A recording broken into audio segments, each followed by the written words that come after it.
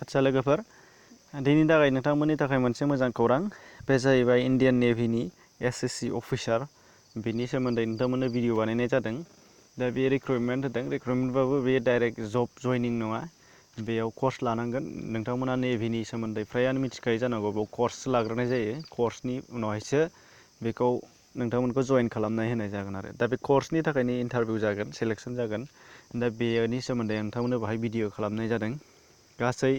पस्टआ जाहैबाय टारगेटआ 144 पस्ट दङ variety डिपार्टमेन्टआ variety दा नोंथांमोना फारियै नायना लालांबा नुनो मोननाय जाहैगोन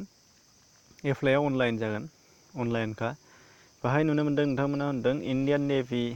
has given A notification for the recruitment of short service commission SSC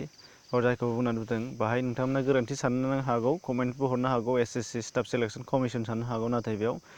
short service कमिशननि दारैसो बेयो जादों दा बेखौ नोंथांमोनहा नायनानै लालां फारियै दहायनो बुंखादों टटेल भेकेन्सि 144 दा दङ इम्पर्टेन्ट डेट्स दङ बेखौ फारियै नायना लाग्रो अनलाइन एप्लिकेशना जाहैबाय 29 नभेम्बरनिफ्राय स्टार्ट जागोन आरो लास्ट डेटआ जाहैगोन 19 डिसेम्बराव जागोन 2019निनो बेनिफ्राय डेट अफ कमेन्सिं अफ एग्जामिनेशना एग्जामिनेशननि डेटआ फेब्रुवारि 2020आव जाहैगोन होनदों डेटआ मेनसन गैया जायखिजाया फेब्रुवारि 2020आव जागोन दा बेनिफ्राय नेक्स्टआव मिथिनो गोनां एग्जामिनेशननि फिस दङ बेयाव जेनेरेल अबिसि आरो इडब्लिउएसनि थाखाय 215 दानगोन एससि हिसाबै एसटि हिसाबै आरो वमेन हिसाबै निल दङ बाहाय जेबो एग्जामिनेशन फिस थानाय नङा होमबा एप्लाइ खालामनायनि जेबो प्रब्लेम गैया आरो दा बाहाय माखासे गोनांथार बाथ्राया बाहायसो दङ लासै लासै नोंथांमोना नुलांगोन भेकेन्सि डिटेल्सआव दङ एसएससि नभेल आर्मामेन्ट इन्सपेक्टरेट केडार बेयाव दङ गासै 6 पस्ट नाथाय क्वालिफिकेसनफ्रा गिदिर आरो बिइ अर्थात बेचेलर अफ इन्जिनियारिं एबा बिटेक बेचेलर अफ टेक्न'लजि जानांगोन होनदों बेनिफ्राय 60% मार्क्स मोनथारनाय जानांगोन होनदों बेनिफ्राय नङाबा पोस्ट ग्रेजुवेटबाबो जागोन होनदों इन्जिनियारिं एबा टेक्न'लजियाव बेनिफ्राय एजआ दङ गासै बर्न बिटुइन जानांगोन मानि गेजेराव 2 जानुवारिनि 1996निफ्राय स्टार्टिं जानानै 1 जुलाइ 2001 बेखिनिनि गेजेराव जन्म जानाय जानांगोन होनदों मेन एन्ड वमेन बोथ मोननैबो ओमफ्राय नेक्स्ट पस्टआव दङ एसएससि एटिसि बेयावबो एखेयानो गासिबो क्वालिफिकेसनाबो एखे खालि बर्नआ एज लिमिटआल' बेयाव 2001 नङा 2000आवनो 1 जानुवारि 2000आवनो बिसिमाव जानांगोन सिगांनिया एखेयानो नोंथांमोना नुगासिनो मेन वमेन बोथ बेयावबो बेनिफ्राय एसएससि अबजारभार दङ अबजारभारावबो बेनो 6 पस्ट दंमोन क्वालिफिकेसना सेमानो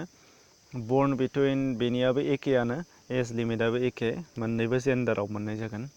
ओमफ्राय एसएससि पाइलट एमआरआवबो 3 पस्ट दङ बेबो एखे क्वालिफिकेसनाबो एखे एज लिमिटआबो एखेयानो 2 जानुवारि 1997निफ्राय बिनिया एसे सिगांनिफ्राय बिनिफ्राय लास्ट बर्न डेटआ जानांगोन होनदों 1 जानुवारि 2002 जानांगोन बोथ वमेन एन्ड मेन एप्लाइ खालामनो हागोन एसएससि पाइलट आदार देन एमआर बेयावबो दङ 6 पस्ट क्वालिफिकेसना एखे बर्न एज लिमिटआबो एखे नाथाय बाहाय मोनसेया जाहैबाय जेन्डार अपसनाव men only for men women गैया एसएससि लजिस्टिक्स दङ बाहाय 11 पस्ट दङ बाहायबो क्वालिफिकेसना बेनिया एसे आलदा बेयो गोरलैसिन बिइ नङाबा बिटेक जानांगोन होनदों आरो नङाबा एमबिएबाबो जागोन बिएससिबाबो जागोन बिएससिया बाहाय हागोन बिकम जानांगोन ओमफ्राय बिएससि आइटिआव बिएससि जानाय जानांगोन नङाबा पोस्ट ग्रेजुवेट जागोन होनदों नङाबा एमसिए जानो हागोन एमएससि बेफोरबो हागोन होनदों उइथ फार्स्ट क्लास जानांगोन होनदों नाथाय फार्स्ट क्लासाव पास जानाय दानिया बर्न एखेयानो एज लिमिटआ जेन्डार मेनसना अपसना एखे मोननैबो बोथ मेन एन्ड वमेन मोननैबो हागोन एसएससि 10 आइटि बेयाव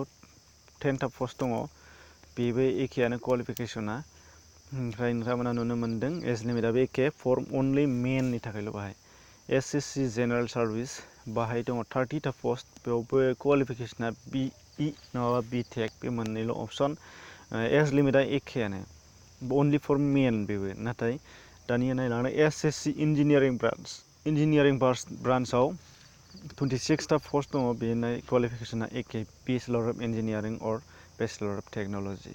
एज लिमिटा एके अनलि फर मेननि थाखायल'। बेनिफ्राय एसएससि इलेक्ट्रिकेल ब्रान्च जे बाहायबो 27टा पस्ट दङ, बर्न एज लिमिटा एके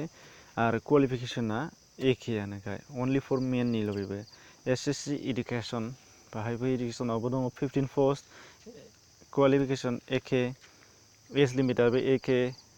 मेन एन्ड वमेन मोननैबो हानाय जागोन। लास्टआव नोंथांमोना नायनो गोनां नैबावहाय दङ माखासे, दा बाहाय दङ जुदि एप्लाइ खालामनो लुबैदोंबा नोंथांमोनहा 29 नभेम्बर जेला जागोन नोंथांमोना बेयाव अफिसियेल लिंक दं, बेयाव क्लिक खालामनानै नायबा नुनो मोनगोन। बेनिफ्राय अफिसियेल वेबसाइटआव दङ, बाहायबो हाबनानै नायनो मोनगोन। अफिसियेल